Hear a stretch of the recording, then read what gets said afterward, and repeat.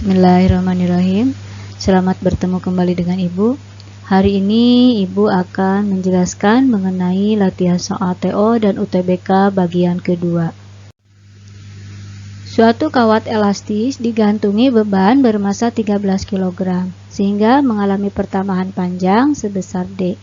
Jika kawat kemudian dipotong menjadi 4 bagian yang sama panjang dan beban diganti menjadi 9 kg, maka pertambahan panjang kawat tersebut adalah, penjelasannya diketahui M-nya sama dengan 13 kg, delta L-nya sama dengan D, L aksennya sama dengan 1/4 L, dan M aksennya sama dengan 9 kg. Ditanyakan delta L aksen. Pembahasannya, saat kawat elastis digantung beban bermassa 13 kg akan mengalami pertambahan panjang sebesar D. Kemudian kawat dipotong menjadi 4 bagian yang sama panjang dan digantung beban bermassa 9 kg. Ini berarti F dikalikan L dibagi delta L sama dengan F aksen dikali L aksen dibagi delta L aksen. F-nya diuraikan menjadi sama dengan M dikalikan G. Kemudian kalikan L yang ini. Dibagi delta L sama dengan ini F aksen juga sama, ini diuraikan menjadi M aksen dikalikan G aksen. Dan dikalikan L aksen dibagi delta L aksen. Kemudian ini G-nya dicoret ya, karena sama-sama percepatan gravitasi besarnya sama yaitu 10. Tinggal M dikalikan L dibagi delta L dibagi M aksen dikali L aksen dibagi delta L aksen. M-nya kita masukkan nih sama dengan 13 dikalikan L dibagikan D-nya yaitu delta L-nya yaitu sama dengan D. 13 dikali L dibagi D sama dengan 9. Ya, M aksennya 9 dikali L aksennya yaitu 1/4 L dibagi delta L aksen. Maka L-nya dicoret. Tinggal 13 dikali silang dengan ini. Jadi 13 delta L dan yang ini dikali silang dengan ini jadi 9 D/4. Maka delta L aksen sama dengan 9D ini dikali silang. 13 dikali 4 jadi 52. Jadi besar pertambahan panjang kawat adalah 9/52D. Kita lanjutkan ke soal berikutnya. Arif sedang berdiri di tepi jalan. Pada suatu saat, sebuah mobil ambulan bergerak melewati Arif dengan membunyikan sirenenya berfrekuensi F. Jika mobil ambulan bergerak dengan kecepatan konstan 72 km per jam, maka perbandingan frekuensi sirene mobil ambulan yang didengar Arif saat mobil ambulan tersebut bergerak mendekati Arif dan saat mobil ambulan tersebut bergerak menjauhi Arif adalah, dan diketahui besar kecepatan udara saat itu adalah 340 meter per sekon. Penjelasannya diketahui frekuensi sumber bunyinya sama dengan F, kecepatan sumber bunyinya sama dengan 72 km per jam, dirubah ke meter per sekon jadi 20 meter per sekon. Kecepatan pendengar itu sama dengan 0 karena Arifnya diam ya. Kemudian kecepatan di udaranya 340 meter per sekon. Yang ditanyakan yaitu Fp mendekati, jadi frekuensi pendengar saat sumber bunyi mendekati dan frekuensi pendengar saat sumber bunyi menjauhi. Pembahasannya kita cari dulu Fp mendekat ya saat sumber bunyi mendekat pendengar. Fp per Fs sama dengan V per V min Vs. Untuk menentukan min dan plus yang ini kalian lihat pelajari lagi di kelas 11 ya. Kita lanjutkan.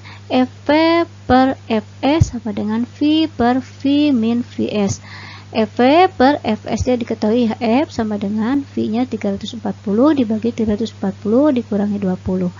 Maka Fv per F itu sama dengan 340 per 320. Jadi Fv-nya sama dengan 17/16 F. Kemudian kita cari frekuensi pendengar saat sumber bunyi menjauh. Fv per Fs sama dengan V per V plus Vs.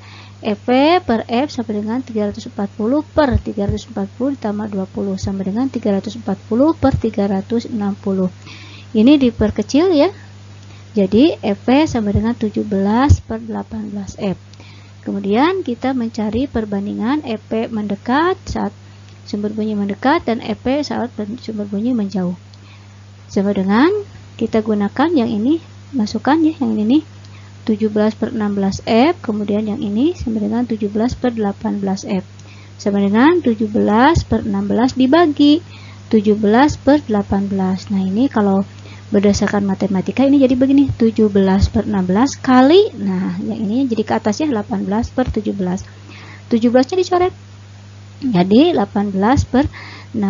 Maka perbandingan EP saat sumber bunyi mendekat dan saat sumber bunyi menjauh itu jadi 9/8. Jadi perbandingan frekuensi sirine mobil ambulan yang mendekat yang didengar Arif saat mobil ambulan tersebut bergerak mendekati Arif dan saat mobil ambulan tersebut bergerak menjauhi Arif adalah 9/8. Kita lanjutkan ke soal berikutnya. Budi memiliki sebuah teropong bintang yang memiliki perbesaran 90 kali.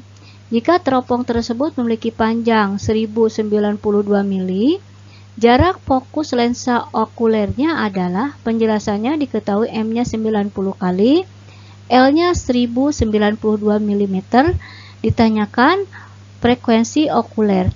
Pembahasannya, sebuah teropong bintang yang memiliki perbesaran 90 kali, maka kita dapat menggunakan persamaan perbesaran dulu, yaitu M sama frekuensi objektif dibagi frekuensi okuler, di mana M-nya yaitu 90 sama dengan FOB dibagi FOK.